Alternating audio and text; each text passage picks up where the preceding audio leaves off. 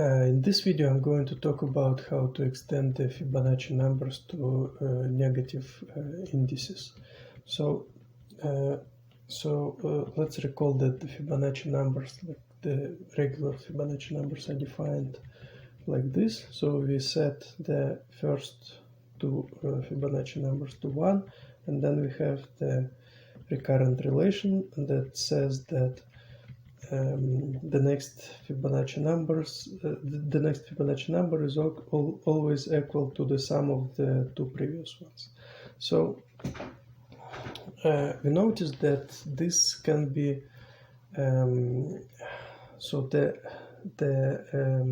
recurrent relation can be first let's write the first several Fibonacci numbers. So we have 1, 1. So let's calculate several more. So then we have the sum of the two previous ones, so it would be 2, like 1 plus 1. Then we have 1 plus 2, which would be 3. Then we have 2 plus 3, which would be 5. Then we have 3 plus 5 would be 8. Then it would be 13. Then it would be 21, and so on. So now we notice that this recurrent relation can be rewritten as like to express fn in terms of fn plus 2 and fn plus 1. So it would be like fn is equal to fn plus 2 minus fn plus 1. So basically means that we can start with a certain, like at a certain number, like let's say here, and we can calculate, like if we have two numbers like this and this, then we can calculate it backwards to this direction. So we say that this Fibonacci number is equal to this one minus this one. So 5 is equal to 13 minus 8, right? Then 3 is equal to 8 minus 5, then 2 is equal to 5 minus 3, and so on. And so then we have 1 equal 3 minus 2, 1 equal 2 minus 1, and then we can continue this. So we can continue to zero index and negative index. So first the zero index would be 1 minus 1, it would be 0, right? So then the Fibonacci number is, so 0 is f0. So then Fibonacci number with index minus 1, it would be 1 minus 0, so it would be 1. So this is f minus 1. So then we have 0 minus 1, it would be minus 1, right? So then we have 1 minus minus 1, it would be 2, right? Then we have minus 1 minus 2, it would be minus 3. Then we have 2 minus minus 3, it would be 5. Then we have minus 3 minus 5, it would be minus 8, and so on. We continue. Well, let's calculate several more. So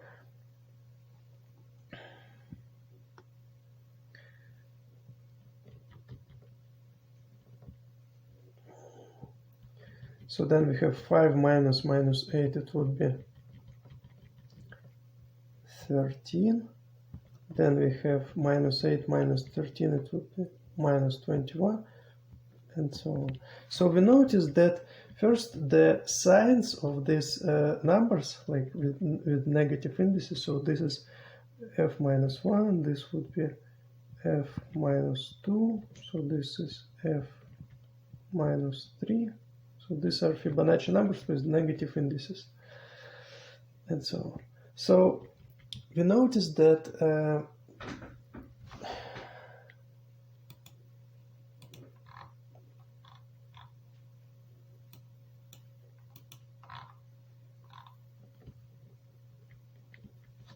Yeah, so we notice that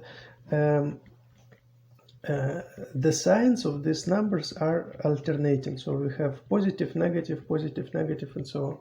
So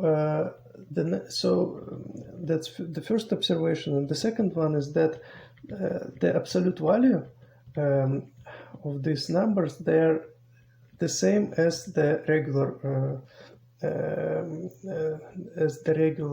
Fibonacci numbers. So we have like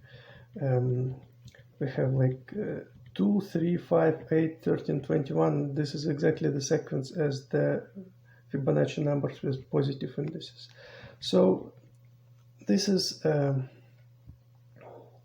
so let's formulate it as a stated as a theorem. So we have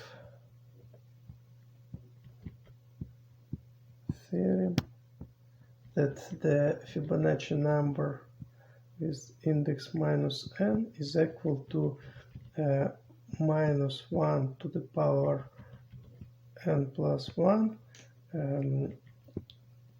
multiplied by the Fibonacci number with index n. So we are going to prove it by induction. So first we check the cases of the base. So, okay, so let's write it. We are going to prove it by induction. So the base case we check for n equal to 0 and n equal to 1. We need to check two base cases. So for n equal to 0, we have f0 is equal to minus 1 to the power, not equal, but we need to check that this is equal. So I put the question mark. So to the power 1, f0. So f0 is equal to 0, as we observed here, right? So this is true. So because on the left hand side is 0 and on the right hand side is 0. So this is true. Now for n equal to 1, we need to check that f minus 1 is equal to minus 1 to the power 2, means squared, f1. So minus 1 squared is simply 1. F1 is equal to, question mark, so f1 is equal to 1, and f minus 1, we already calculated it, it is equal to 1, also 1. So on the left side is 1 and on the right side is 1, so this is also true.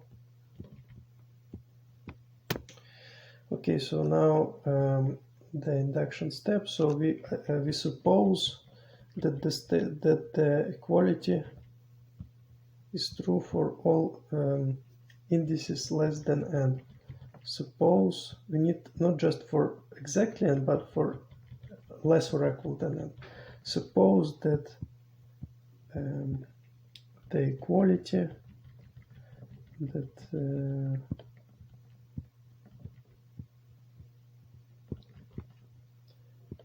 equality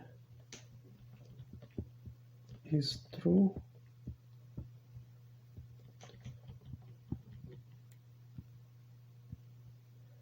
for all I,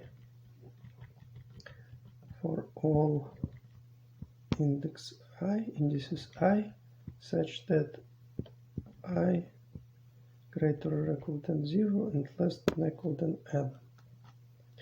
Now we consider the equality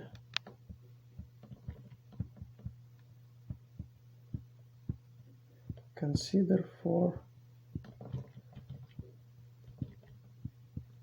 n plus 1. So the equality for n plus 1, it can be written as f minus n minus 1 is equal to, we don't know that it's equal, we need to prove it. I put the question mark, is equal to minus 1 to the power n plus 2 f n plus 1, right? So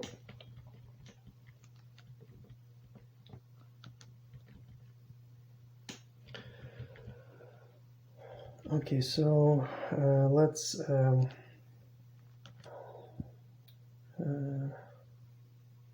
so now basically we apply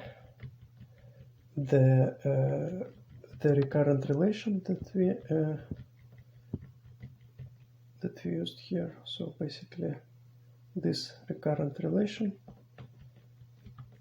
So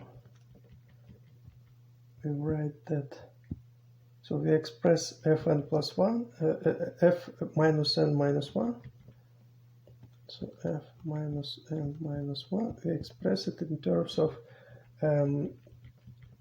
so it should be f minus n minus 1 plus 2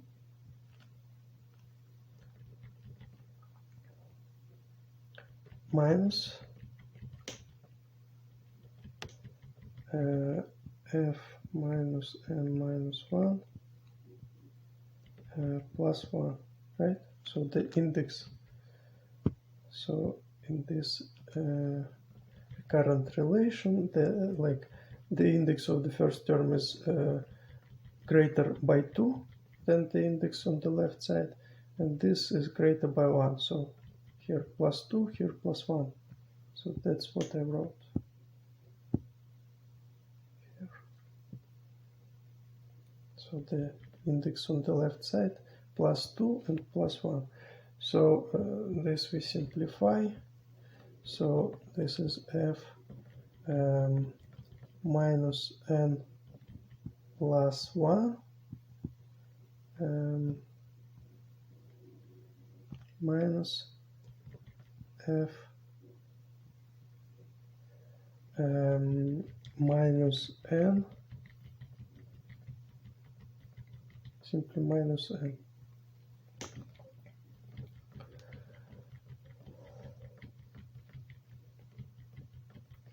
Right, so now we apply the inductive hypothesis. So by inductive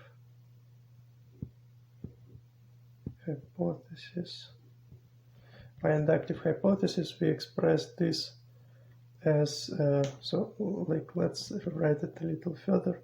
So this would be minus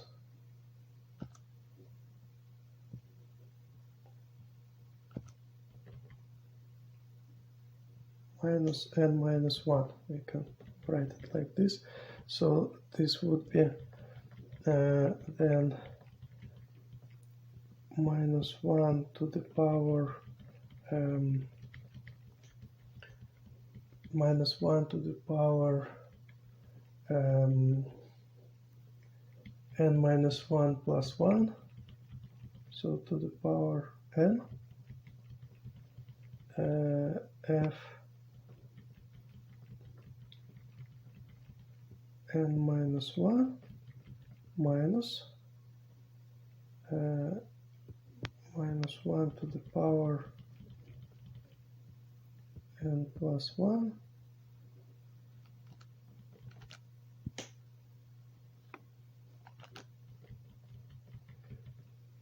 f n.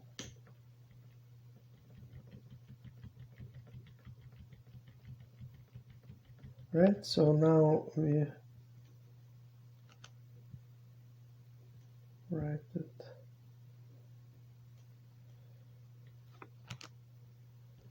further. So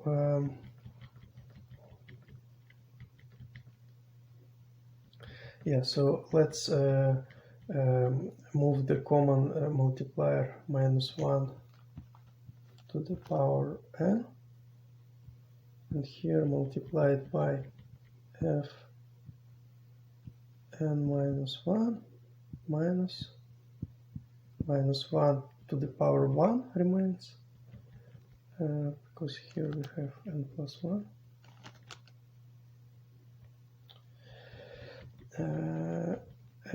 Fn, right? So now minus and minus, so these two minuses, they cancel each other.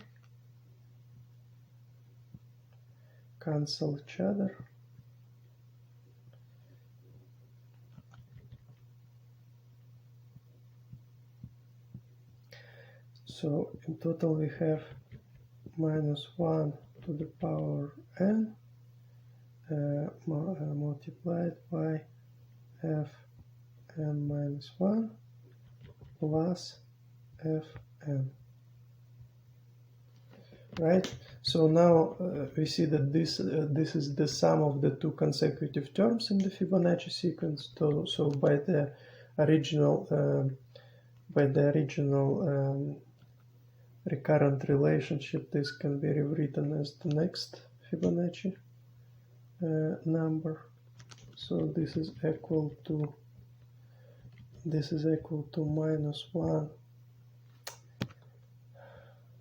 -1 to the power n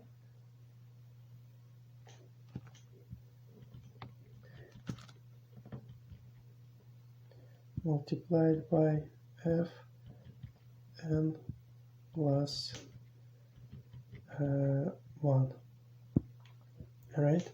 And now one more change, we can simply multiply by -1 squared, because it's equal to 1, it doesn't change anything, by -1 to the power of n and f n plus 1, and finally write that this is equal to -1 to the power n plus 2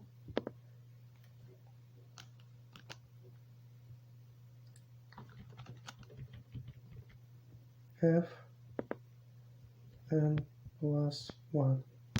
Right? So so now we notice, like, we look at from where we started. So we started here with the left side of our desired quality, and we arrived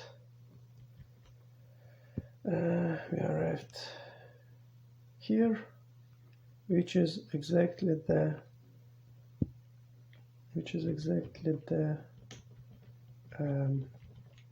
the right side of our desired equality. Therefore the inductive step is done, and so this concludes the proof.